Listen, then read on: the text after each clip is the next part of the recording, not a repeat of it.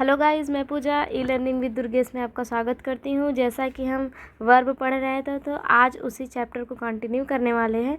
तो इसके पहले मैंने आपको बताया था कि वर्ब जो होते हैं वो दो टाइप्स में होते हैं, उनका डिवाइड जो किया गया है डिवाइडेशन, वो एक ऑक्सिलरी वर्ब में और मेन वर्ब में। तो मैंने आपको ऑक्सिलरी वर्ब पढ़ाया था जिसमें मैंने प्राइमरी ऑक्सिलरी वर्ब पढ़ाया था वी डू हैव, ठीक है, इतना पढ़ाया था। उसके बाद अगला जो हमारा जो कंटिन्यू होने वाला है क्लास, उसमें पढ़ेंगे मॉडल ऑक्सिलरी वर्ब जिसमें है प्राइमरी मॉडल्स और सेमी मॉडल्स। तो जो मॉडल ऑक्सिलरी वर्ब है इसमें कौन कौन से हैं, प्राइमरी मॉडल्स और सेमी मॉडल।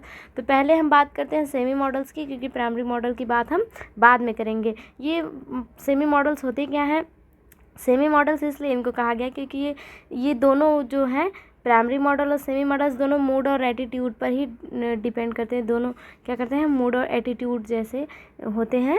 तो इसलिए जो प्राइमरी मॉडल है उसकी बात हम बाद में करेंगे, लेकिन जो सेमी मॉडल है ये क्या करते हैं, हेल्पिंग वर्ब और मेन वर्ब दोनों के रूप में आते हैं।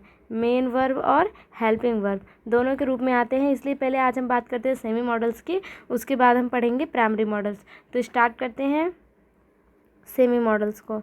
तो सेमी मॉडल्स में लिखाया गया है कि आपका जो सेमी मॉडल्स है ये ओनली ए वर्ब के रूप में ही नहीं हो, या तो हेल्पिंग वर्ब के रूप में यूज हो या फिर मेन वर्ब के रूप में। लेकिन जो सेमी मॉडल्स होते हैं इसलिए इनको सेमी मॉडल्स कहा गया है क्योंकि ये हेल्पिंग वर्ब के रूप में भी यूज किए जाते हैं और मेन वर्ब के रूप में, मतलब सहायक क्रिया के रूप में भी और मुख्य क्रिया के रूप में भी। तो यहाँ पे 3 वर्ड हैं, need, dare, used to.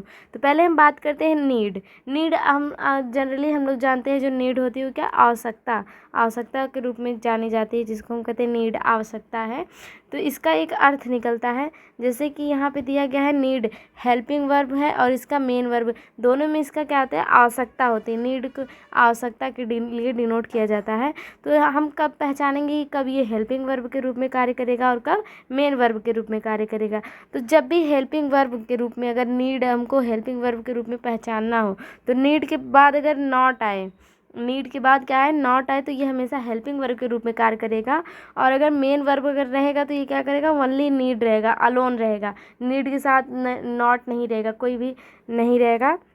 Only क्या करेगा, जब भी हमको ये पहचानना है, कॉन्सेप्ट क्लियर कर लेना है कि नीड के साथ क्या हो, नॉट हो, तो ये हेल्पिंग वर्ब के रूप में आएगा। और नीड जब क्या हो, अलोन हो, तो ये मेन वर्ब के रूप में आएगा। अब जैसे यहाँ पे सेंटेंस दिया है, you need not talk to him, तो यहाँ पे क्या है, you need not talk to him. तो यहाँ पे क्या की आवश्यकता है कि तुम्हें, मतलब कि तुम्हें क्या है, ज़रूरत नहीं है मुझसे बात करने की। तो ये जो बात की गई है कि यहाँ पे क्या आवश्यकता की बात की जा रही है। और टॉक जो है ये बियर इन्फिनेटिव, लेकिन पहले मान लेते हैं मेन वर्ब ही, लेकिन है ये क्या, बियर इन्फिनेटिव ही है। तो यहाँ पे क्या करेंगे कि जो यू है, नीड नॉट है, तो जब नीड नॉट आए तो क्या आएगा, हेल्पिंग वर्ब के रूप में आएगा। अब ओनली क्या होता, नीड होता, तो ये किसके रूप में आता, मेन वर्ब के रूप में। जैसे यहाँ लिखा है आई नीड ए फ़ोन, मुझे क्या है, एक फ़ोन की आवश्यकता है। तो यहाँ पे जो नीड आया है क्या, मुख्य क्रिया मेन वर्ब के रूप में आई है। तो इसलिए मैंने कहा है कि ये सब क्या है, सेमी मॉडल्स है, जो कि क्या, नीड के साथ जब भी नॉट दिखे, तो नीड नॉट जब रहेगा तो ये हमेशा हेल्पिंग वर्ब का रूप कार्य करेगा। और जब नीड अलोन रहे, अकेला रहे, तो ये मेन वर्ब के रूप में कार्य करेगा। अगला हमारा है डेयर। डेयर की बात करते हैं।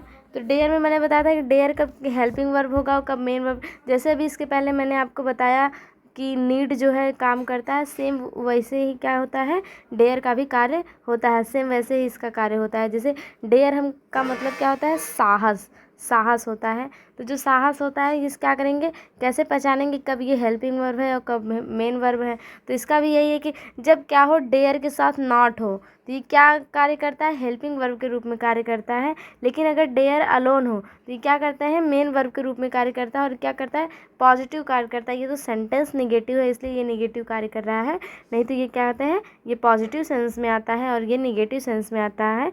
जैसे ये है you dare not go there, मतलब तुम वहाँ, तुमको क्या है, तुम यहाँ से जा नहीं सकते, वहाँ जा नहीं सकते, मतलब तुम्हारे अंदर इतनी साहस नहीं है, क्षमता नहीं है।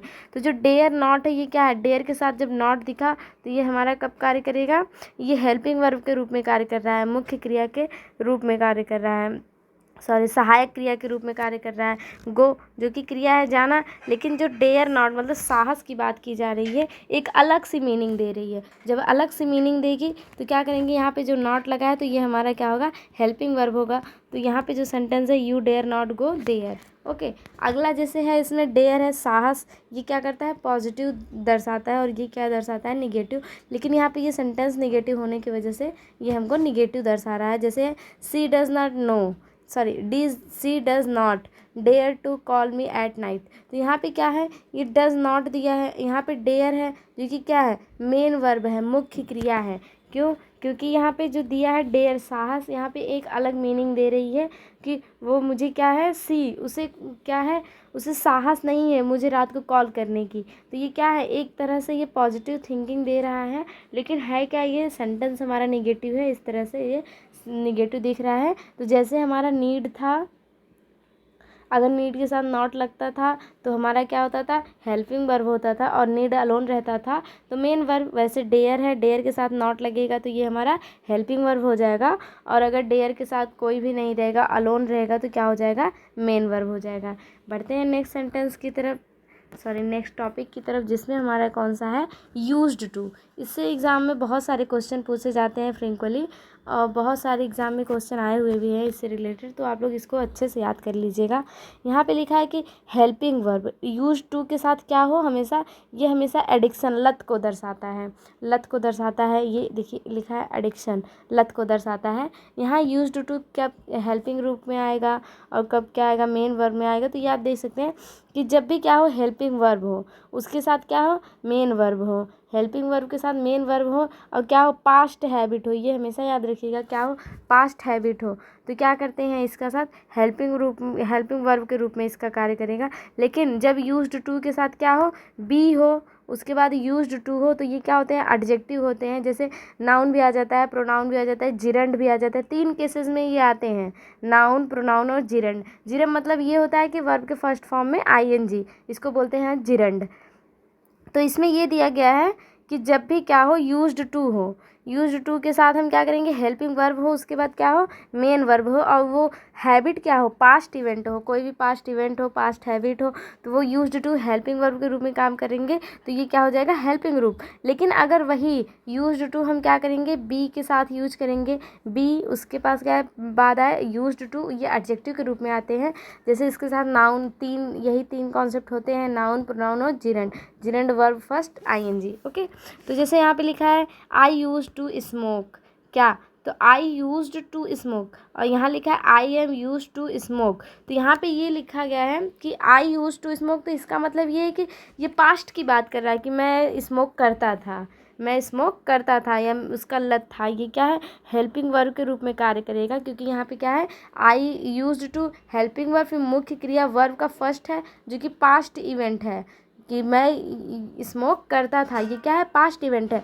लेकिन नीचे जो सेंटेंस लिखा है I am used to smoke, तो यहाँ पे जो आई एम बी दिख गया, ये क्या है, आई एम को बी दिख गया, तो जब बी के बाद क्या है, यूज्ड टू आएगा, तो ये क्या हो जाता है, एडजेक्टिव हो जाता है। यहाँ तो क्या है, स्मोक दिया है जो कि क्या है, वर्ब फर्स्ट है, तो जो वर्ब फर्स्ट है गलत है, क्योंकि या तो यहाँ पे नाउन होना चाहिए था, या क्या हो जाना चाहिए था, प्रोनाउन होना चाहिए था, या फिर जिरंड। अगर जिरंड बनाना है तो क्या करेंगे, वर्ब के फर्स्ट में आईएनजी लगा देंगे। तो अगर हमको यही सही सेंटेंस करना है तो इसका सही सेंटेंस हो जाएगा I am used to smoking,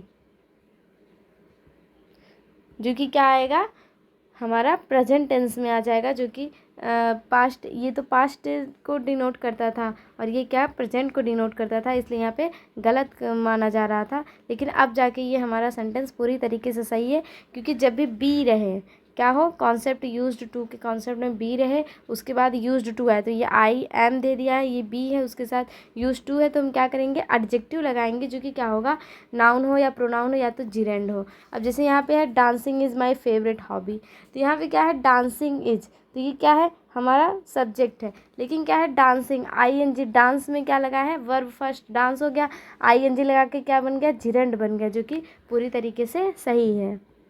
अब जैसे यहाँ हमारा अगला सेंटेंस है, इसमें देखिए I am used to dance. तो यहाँ पे क्या दिया है, I am used to dance. तो मैंने पहले भी बताया कि जब भी बी दिख जाए किसी सेंटेंस में तो हम क्या कर सकते हैं, बी के साथ क्या करते हैं, यूज्ड टू, उसके बाद क्या करते हैं, जिरंड लगाएंगे, नाउन या प्रोनाउन, नाउन हो या प्रोनाउन हो या फिर जिरंड हो,